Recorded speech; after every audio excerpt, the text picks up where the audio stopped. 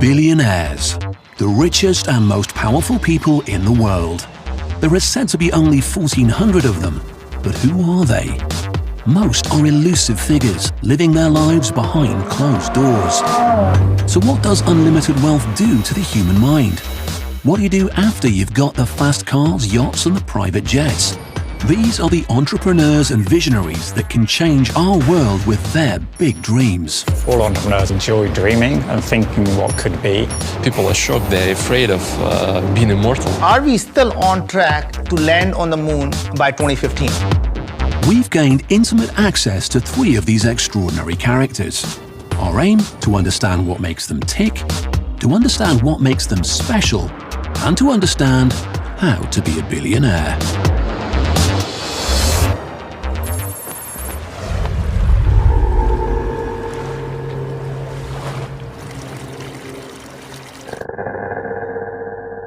Meet Naveen Jain. Oh, hello, how are you? So, I'm going to show you some of the cool stuff here. Stuff from space. I probably have the largest collection of meteorites in private hands, and probably most museums. And this is something that I like to share with everybody, and the reason I'm sharing with you is because I want people who can't afford to have them to be able to see what they are like. I want them to be people to be able to touch them, and people to be able to feel that same thing that I feel having these meteorites in my hand. This is really nice beast from the moon. So imagine you're holding in your hand a piece of moon. I mean, that is just unbelievable. So people talk about, honey, I'll take you to the moon. I brought the moon to you. I mean, imagine that. Right? This particular meteorite fell last year in California, and I was watching the TV, and I saw this woman holding this meteorite. And I contacted her, and I somehow convinced her that it's in much better hand with me than with her, because I think it could pay for her kids' college education, which is how I have it. Here's another meteorite that actually hit a woman minding her own business, and this thing from the sky fell through the roof and hit her thigh. This meteorite would be less valuable, but for the fact that it actually hit a human being on Earth. And it's just really fascinating. Naveen has a seemingly never-ending collection of rocks from outer space. He said they were worth over $9 million, a drop in the ocean for a man with a personal wealth estimated at $2.2 billion. Look, beautiful, burnt rock. But his fascination with space extends beyond his meteorite collection.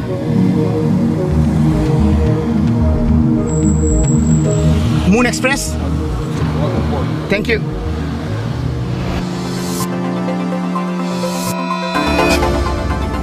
"32-year-old Russian billionaire Dmitry Itskov made his fortune through an online media empire. Now he's the story as he tries to drive forward one of the most audacious ideas imaginable. Thank you for your vision. Thank you so much. I don't think you're crazy. I read the articles. I don't think you're crazy. I think you got a vision, right? I think we can help you achieve that vision. All right. Thanks, Dan.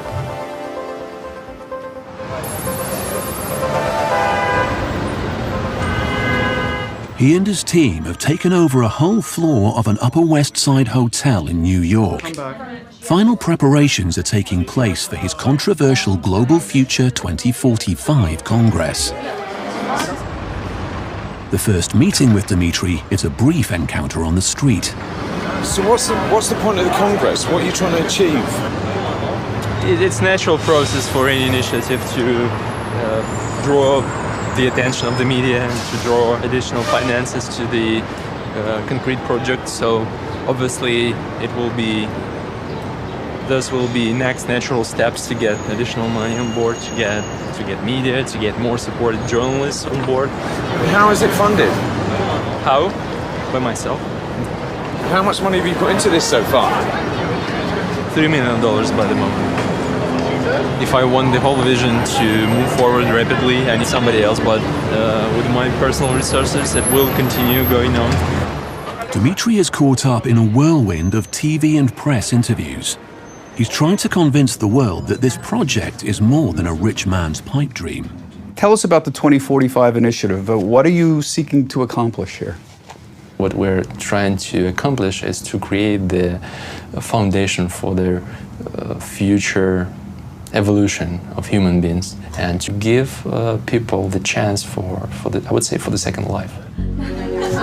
Dmitry is happy to talk about the project, but he's more guarded when asked about himself. You haven't spoken a whole lot about your personal life, right? Something you prefer not to discuss? There's just nothing in my personal life. Nothing is going on there. What do you mean? From dawn to dusk, I'm just working and traveling, flying, meeting people. After a day of non-stop interviews and networking, Dmitry finally retires to his modest hotel room. Time to get to grips with his dream. So, Dmitry, where did the idea for the Avatar project come from? The real effect on my personality, which led me to the 2045 initiative, was about my spiritual crisis. When I was just 25, I understood that I just didn't need, that extra luxury that I could have.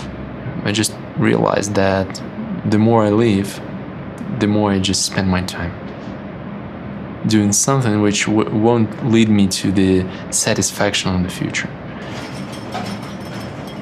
To be immortal, to have the option to live forever, to have the body which is not limited with all this biology, this is the real freedom. It's interesting, first of all, it's completely scientific. No esoterics, no mystics. It's scientific avatar. But in parallel, the whole motivation is spiritual. Dmitry has a detailed roadmap and even a political party to help drive through his dream.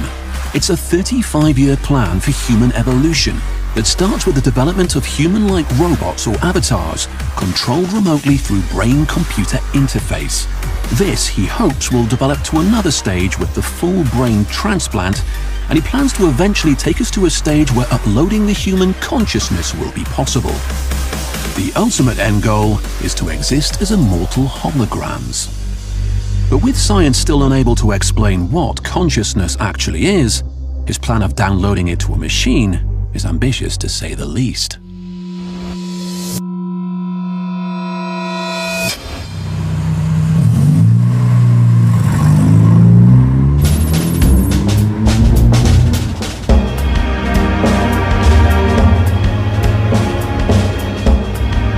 Michael Birch used to be a computer programmer in his bedroom in Cheshunt, Hertfordshire.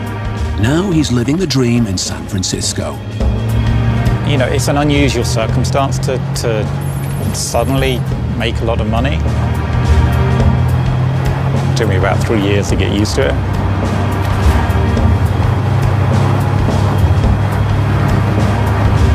When you're not from that background, you're not brought up wealthy, and then you suddenly do have access to wealth. It's a hard adjustment, and it's hard for anyone to feel sorry for you, so you can't really speak to people about that. You should be able to spend money how you like, but you're nonetheless always a little conscientious of how it can appear to others. And that's particularly true in San Francisco. If you go to LA, it's almost the opposite. That even if you haven't got any money, you want to appear as though you do have a lot of money. In San Francisco, it's sometimes difficult to tell between a billionaire and a bum. My wife and I had a lot of discussions after we sold the business about what we should do with our lives. And we wanted to do anything that we felt was going to kind of bring us happiness. And it's great to take vacation, especially with the family, but when the kids are in school, I'm kind of tied to one place. I can't just sit at home reading all day, or I need to be out with people, doing things, meeting people, thinking of ideas. In 2005, Michael and his wife Sochi launched Bebo, a social networking site popular with teenagers.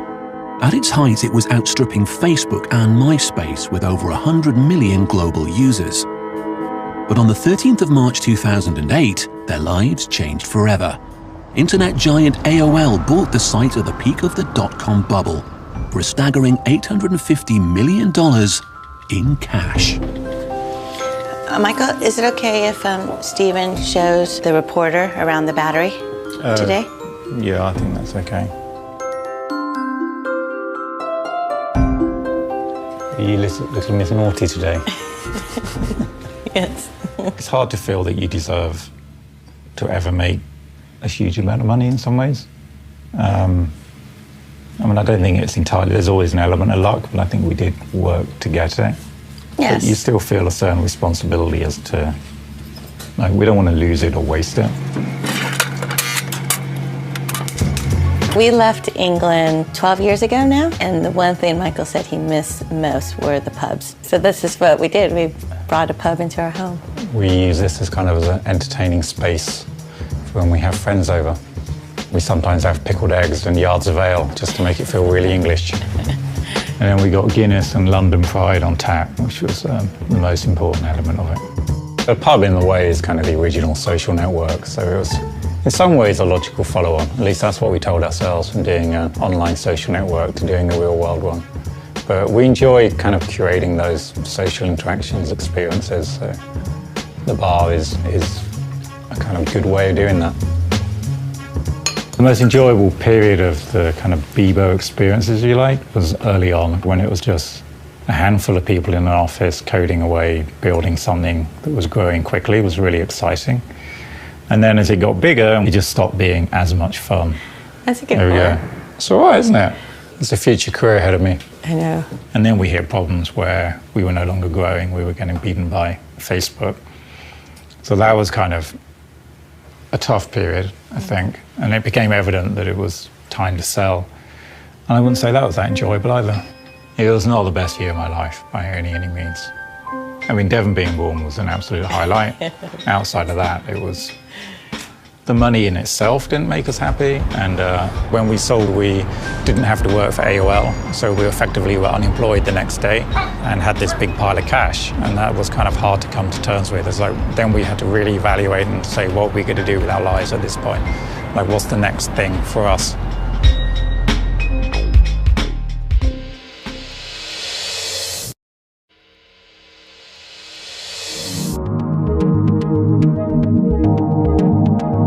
At a compound in Mountain View, California, internet billionaire Naveen Jain is hatching a plan that could make him the world's first trillionaire. Naveen, good to see you, my friend. Good. So Naveen, the team is working hard, as it usually is. Of course. Remember, on the left we have our systems engineering team doing all the mechanical design of the lander. Yes. And on the right, we're doing all the avionics, so micro-miniaturizing all of the electronics that goes into landing, because you can't land without software. So we have our guidance, navigation, and control team working on all the software. So we're going to land on the moon somewhere around here, close to where the Apollo spacecraft landed at the equator. How did you pick that area? Well, first of all, it's on the near side, so it's easily accessible from Earth. It's an area, the dark area are actually regions of lava plains, so they're not mountainous. Not so long ago, it was the Soviet and America's superpowers that were locked in a race to land on the moon. Now it's Bob and Naveen who are leading the competition to mine precious metals from its surface. Are we still on track to land on the moon by 2015? We're still on track, Naveen.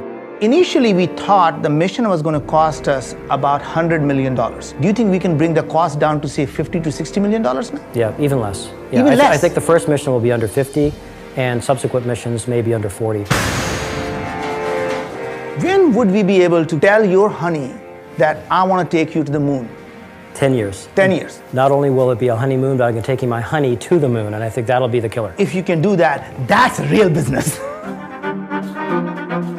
If we can go to the moon for $50 million and the cost comes down to 20, and we're able to bring back the thing's worth $500 billion, I don't care what anybody says, that's a great business. Somebody is going to create $1 trillion industry in space, and we sure hope it's us. When you tell somebody what you're doing and they don't think it's a crazy idea, then you're thinking too small. So when you walk up to a party and people say, what do you do? Well, I mine the moon. Well, that's crazy. Well, I'm thinking big, right? What do you do? Well, are you writing an app for iPhone?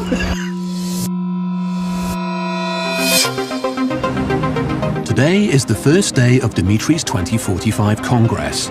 He has handpicked some of the world's most open minds: neuroscientists, religious leaders, philosophers, and futurists, all gathered to hear him initiate a new era for mankind. In this world of the future, there will be no diseases, no death, no hunger, no wars. But, you know, we don't want to look like Borgs from the Star Trek, right? We want this technology, not to spoil our natural biological body. We want the technology to help it to stop suffering, to get rid of death. Thank you. What were you dreaming when you were a child? Actually, I wanted to be an astronaut. Are you inspired at all by the movie Avatar? No. In your opening speech, you said that you had a spiritual experience that put you on this path. What was that? Spirituality comes to one's life very gradually, and in most cases it comes from the disappointment of the lifestyle which people live. We don't have to die a physical death. Life everlasting. How realistic 2045 is depends on this fast rate of technological change. And if we continue to accelerate the way we have been, then the answer is it'll probably be pretty close. Anything is feasible. The issue here is it practical. I think that the human ought not to be determined by our genetic makeup. This conference is convened by someone who wants to become an android. Are there parts of what's going on here that you do not endorse? If the ideas are inappropriate or don't see progress, then presumably they will be dropped from the agenda. You sometimes think you have to be a little bit crazy to think of such a big idea. And it's creativity, it's not craziness.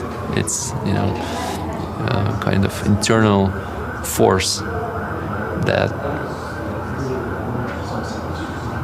can change the world. That is not craziness. Dimitri's work isn't just theory and debate. He's plowing his millions into making the first stage of the Avatar project a reality. On Russian television in 2012, he revealed the first prototype android, based on himself. Полностью функциональной копии человека, а к середине столетия обещают сделать оцифровку человеческой души, чтобы переселяться в андроида. Unsurprisingly, Dimitri wasn't satisfied. So he's now commissioned David Hanson, a leading creator of lifelike androids, to build him a more realistic head that he can showcase at the end of the Congress. We just need constantly create some evidence that will allow people to start believing that the project is real. But let me have a look at it, how lifelike it is, because I haven't seen it yet. And I think the technology is advanced enough to be sure that it is not the science fiction, it's the reality. It's here, almost here. So let me thank you for those 2 beautiful days which we had. Thank you. The Congress is over, but backstage it's obvious not everything has gone according to plan. And the head that was delivered to Dimitri is not the one he wants to show the world. David, what happened to the head? Oh yeah, it's not finished yet. Sometimes it takes longer to create something that's like truly great. We want to capture the soul of Dimitri. When will it be finished?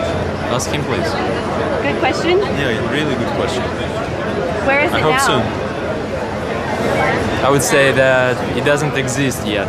I'm just feel sorry for those people who expected it to see, but myself, I'm totally okay.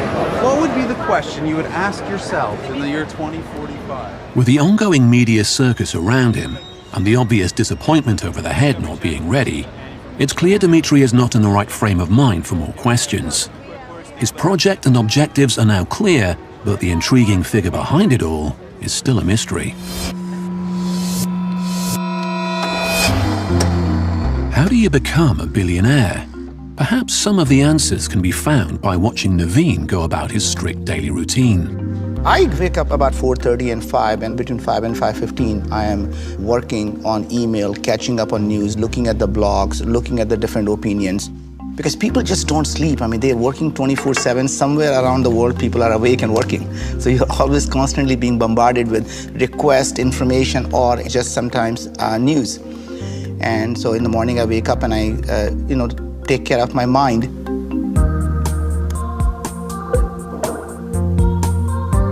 And then after that I work out, and that's taking care of my body. And then I do meditate before I go to work, so that takes care of my soul. Business is like a war. You have to be completely prepared. And unless you have mind, body, and soul really all ready for it, you just can't fight that battle. I do work very, very long hours, and I realize there is really no substitute. I mean, it doesn't matter how smart you are, there's just no substitute for hard work.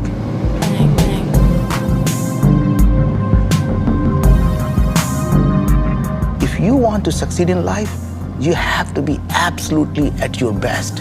And the only way to be absolutely at the best is to give it 100% of yourself.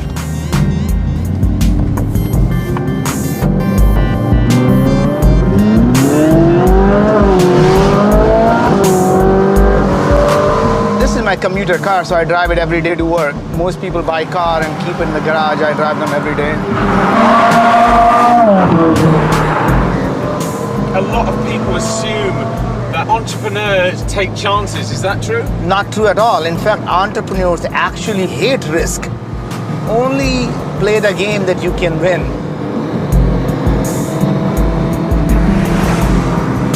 Making money is a byproduct of doing things that you really enjoy doing. It is never a goal in itself. And it's like having sex and orgasm. You have to enjoy the process and not focus on the end goal. People actually who focus on end goal, like getting an orgasm, never get one.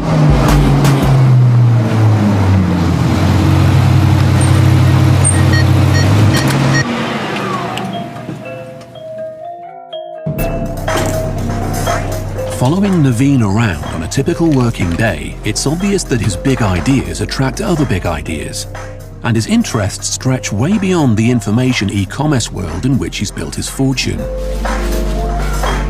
We're in the midst of building this. We're in the, part of it's being built right here in Seattle. Hopefully by the end of this year, it's all going to get put together, and we're in flight tested. So how many people, two per? Yeah, it's pilot, astronaut, and you. Okay. We call it the right stuff experience. For Naveen, the billionaire formula is simple. What makes a successful person? They go out and solve big problems. So you know how to make $1 billion? You solve a $10 billion problem. Having already made his billions, he now unashamedly wants to use his business brain to change our world. Let's focus on education, healthcare, energy, shortage of water, shortage of food, and I'm going to tell you how innovation and entrepreneurship can solve each of these problems. Let's look at education. Imagine if you are able to use a $25 tablet and build some type of a game that's more effective than a private tutor, and it's more addictive than the most addictive video game. Think about it, one day a child is going to come to the mother and say, "Mom, can I just play one more hour of math? Because I enjoy it so much." Naveen has a knack of putting people under his spell, making his mission to solve some of mankind's biggest problems seem plausible in space and on Earth. What if we can build an artificial intelligence system that can be used by a village girl? She'll be able to go door to door and able to diagnose the diseases where there are no healthcare, there's no hospitals, there are no doctors. These are big ideas that could turn a big profit, but some of them seem a bit far-fetched. What if we take a 3D printer on the moon and somebody can go out and send the DNA of a bacteria or a virus and we print it right there and leave it on the moon and watch it grow? Right. These ideas, they're a bit out there, aren't they, Naveen? Don't people think you're just a bit mad? Well, the point is that the reason they think it's mad, because they don't know it's already happening. The things that used to be science fiction are now becoming science reality. Naveen's relentless enthusiasm, obsessive work ethic, and unquestionable self-belief are some of the building blocks of how to be a billionaire. And it turns out these qualities were forged in an intriguing childhood.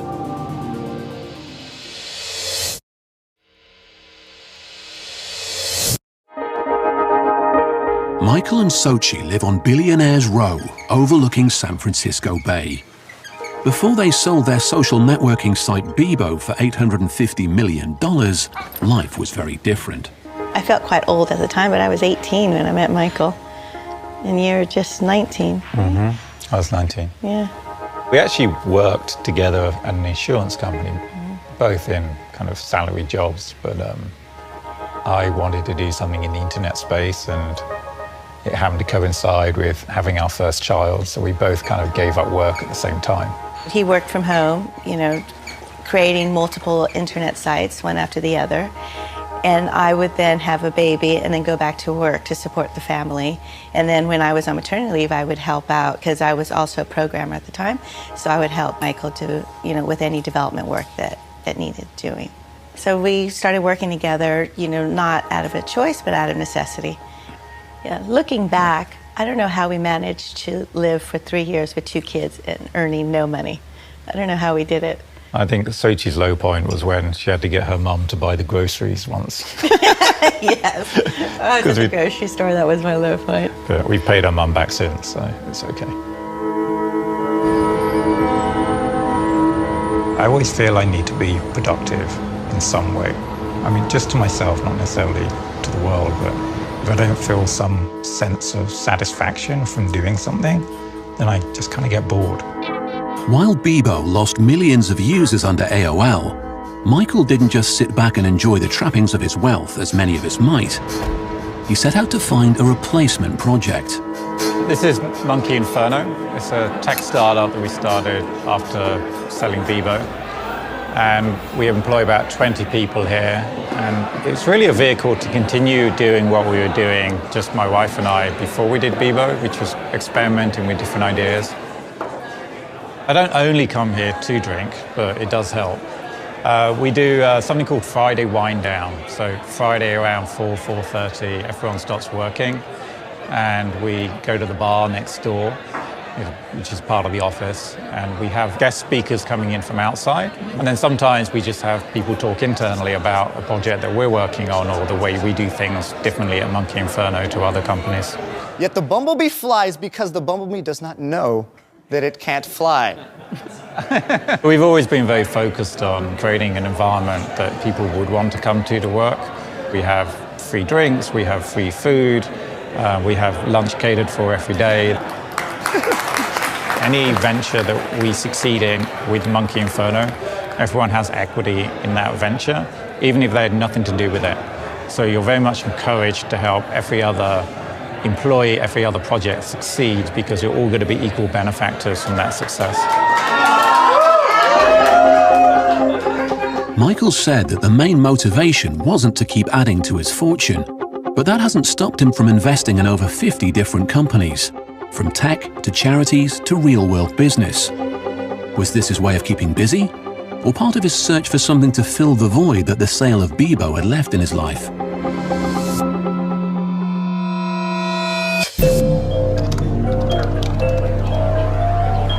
Naveen is a father of 3 who runs 4 companies and has his own space program. How do his children live up to that?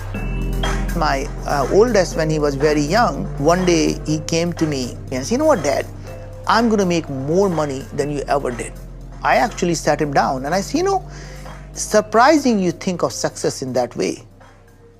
Success is not about how much money you're going to have. Success is about how many lives you'll be able to improve. And if you really want to be more successful than I am, go out and improve more people's lives than I'm able to do in my lifetime. And that's what's going to make me proud of you." And he said, "Whatever, Dad." I was 6 years old when Dad started his first company. And at the age of 7, he was taking me on the road with him. And then when I got a little older, like 10, 11, he would start randomly throwing me on stage with him in the middle of a talk and be like, "Hey, like, why don't you come up and give your thoughts?" And you really had no choice but to get up there and say what you thought. So it was a really interesting way to learn by fire, right? When he's 16, he calls me and he said, "Dad, I've been meeting lots of my friends who are at MIT and Harvard and Princeton. What if I brought the great mentors that you had for me, helping these young kids? If I could do that around the world, I'll be able to improve more people's life than you did. Would that make you proud?" And I said, "Yes." And guess what?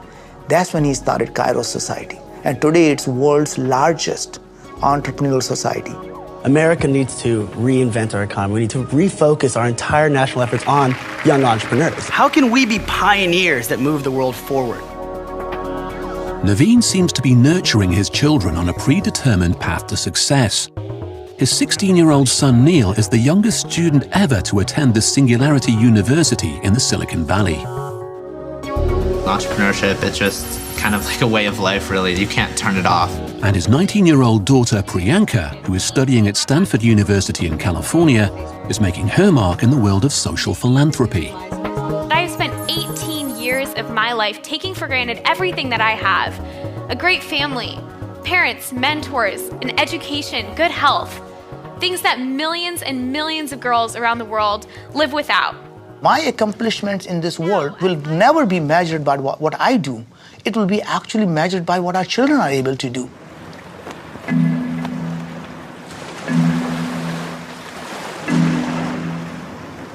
Naveen's boys have flown in from California for a rare opportunity to hang out with their dad. Well, there comes my rock star there, and he's on the phone. Being an entrepreneur is just a full-time job, 7 days a week, 24/7. All right, let's go. I love taking a speedboat out on a full throttle. Sometimes you just got to let the stress out.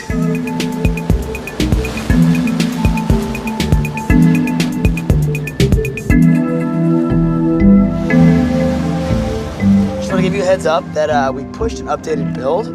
It's, obviously it's still... You want them to work hard, and sometimes you want them to just slow down a bit, but it's never a balance. He saw me do the same thing. When the three of them get together, the conversation rarely strays from business and finding ways to change the world. We always talking about business. Either he's talking about my business or I'm talking about his business. If you're solving problems, you're doing good in the world. And if you're doing good and you're solving problems in the world, you're gonna make a shit ton of money. If you can solve a problem that affects 1 billion people, and even if you only got $1 out of each of those people, you'd still make $1 billion. Without doubt, the kids are a chip off the old block. But is their entrepreneurialism purely down to their privileged upbringing, or is it in their blood? Maybe the answer lies in Naveen's past. I grew up in India, and we were very, very poor.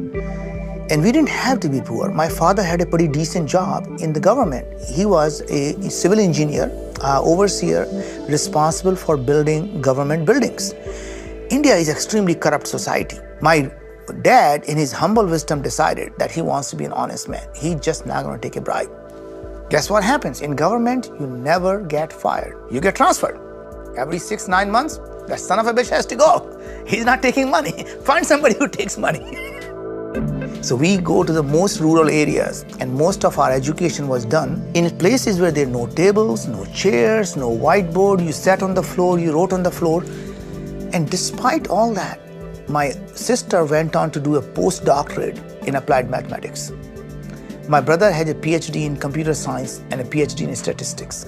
And I'm the least educated person with a degree in engineering from IIT and MBA.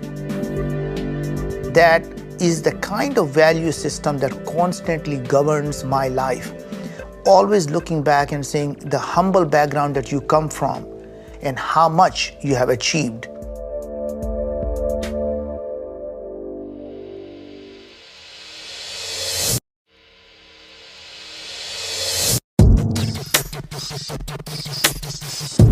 Michael Birch has his ambitions grounded in reality. He's not reaching for the stars like Naveen or trying to change the world like Dimitri. Instead, he's spending tens of millions on a project that will make him the landlord of San Francisco's biggest social network. We'd kind of had enough of doing the internet stuff, and we wanted to do something which was more of a real world business. And we'd always been into bars. We met in a bar. And we built a bar in our home, which is one of the most used rooms in the house. There's that kind of secret desire to open a pub. How's it going today? Good, how are you doing? Place is looking good. It's getting there, isn't it? The building is a total of 5 floors. The top 2 floors are hotel rooms, 15 hotel rooms, and the bottom 3 are club space. It's about 58,000 square feet of floor space altogether. There's a total of 5 bars, a restaurant, a gym, and a spa. It's a pretty sizable project. by club standards.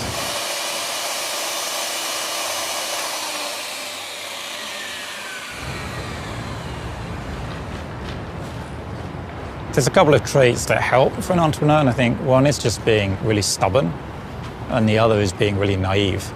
So you're stubborn to think that you can really do it, and you're too naive to know that it's probably a really bad idea and risky. I think the entrepreneurism comes very much from my father. He would come up with a lot of ideas, some of them crazy, some of them not so crazy. But I'd always hear him as a child trying to get these ideas marketed, trying to get people to accept them. And I wouldn't say I had a great deal of confidence as a child, so I was always amazed that he could do this, pick up the phone and just speak to someone. And I thought, I need to be able to do that when I'm older. And I think throughout college, my confidence grew a bit, and then after it continued to grow. And then I just sort of got to that point and forced myself in a position, in some respects, to do that. I always say I was born at the perfect time, because I did a degree in physics originally, and I could do the math side of it and pick up computers easily, and I thought, this is it, the internet's the perfect thing. I was enjoying my life considerably more sitting at home in my bedroom building things and being creative than I ever was working at insurance companies as I did before. So I thought, it doesn't really matter that I'm not making money at this, I'm having fun doing it, and as long as I can find a way of doing that and survive and bring up the family, then I was all for continuing down that path. Much has changed for Michael on his journey as geek programmer from Hertfordshire to internet billionaire of Silicon Valley. He seems compelled to seek out new ventures, even though his fortune could grant him a life of leisure. Is he looking for something that will give him that sense of satisfaction that he got from Bebo before it became a social media giant? I used to be very laser focused on one thing, and now it's kind of changed because we're doing quite a few different projects. But at the same time, I kind of enjoy every now and then just focusing on something and trying to build that. So I started coding again recently. We were camping in the redwoods in Northern California, and then I spent the whole weekend, much to my wife's annoyance, sitting under these huge 100 feet high redwood trees on a camp chair coding for the whole weekend, which I just found immense fun. Although Michael and Naveen are very different people, they share the same single-minded determination. They never set out to become billionaires. They just never gave up pursuing their dreams. Humility is a sure sign of knowing when somebody has been successful. Because if you still have an iota of arrogance left in you, then you're still trying to prove something to yourself or someone else. That means you're still not successful. I think all entrepreneurs are dreamers, and they enjoy dreaming and thinking what could be. So as soon as you do one thing, you're thinking about, that was great, I enjoyed that journey, and now what's the next thing that I can actually do?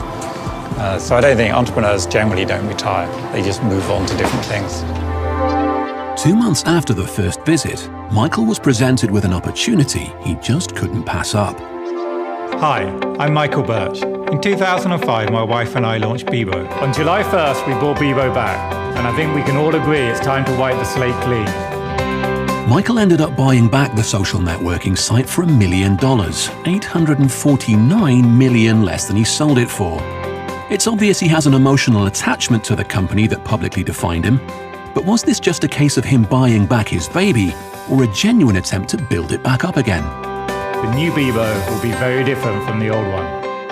Bebo was something I didn't expect to come back into our lives. So when we sold it, I had no intent or wish to ever have control of it or develop it again. And then time passed by and we watched it kind of decline. And we just thought it would be actually fun at this point. The world had moved on a lot, social media had moved on. So the challenge was, can you reinvent a social media site? Can you reinvent a website, in fact? Like most brands or all brands that you can think of that have died out have not come back. We knew the opportunity was available. We knew we wouldn't have to pay a great deal of money for it. And it just seemed that if anyone else brought it, they were just going to use it as a kind of mailing list to promote whatever business they're running at the time. And we thought that's kind of a shame for it to end its life in that way. Will it work? Who knows? But one thing's for certain, it'll be fun trying.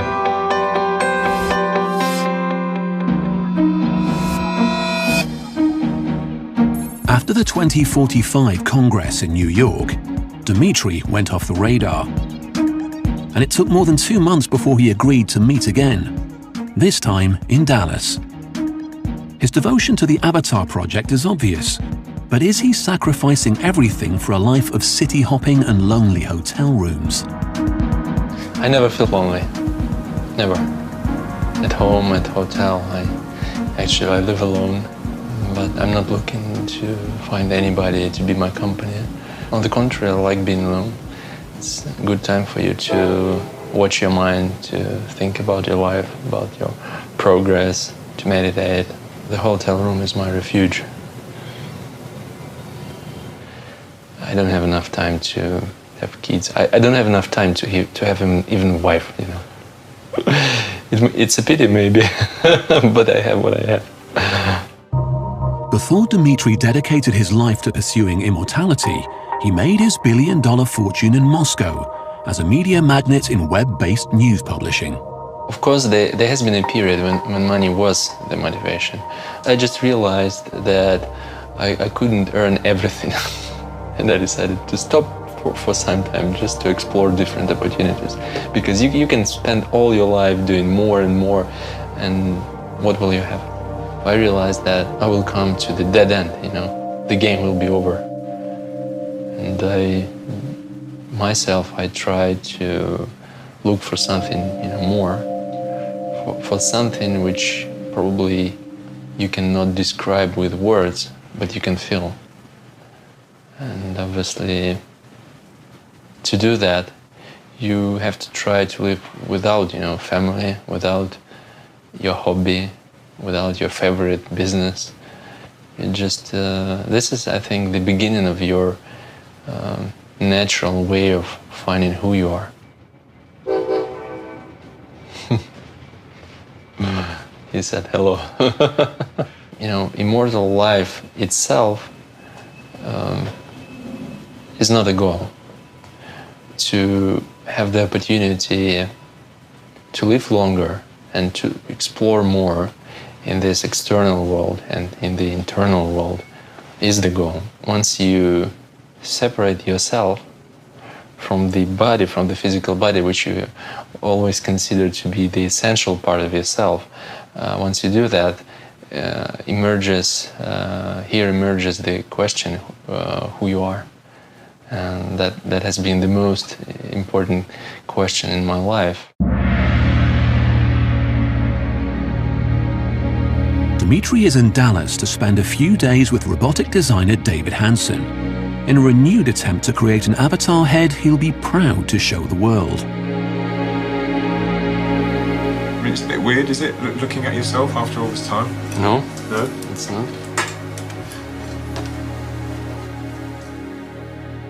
This is the first time that I've done live drawing of my subject for my robot. Generally, I've done the robot portraits of people who are passed away, like Albert Einstein and Philip K. Dick.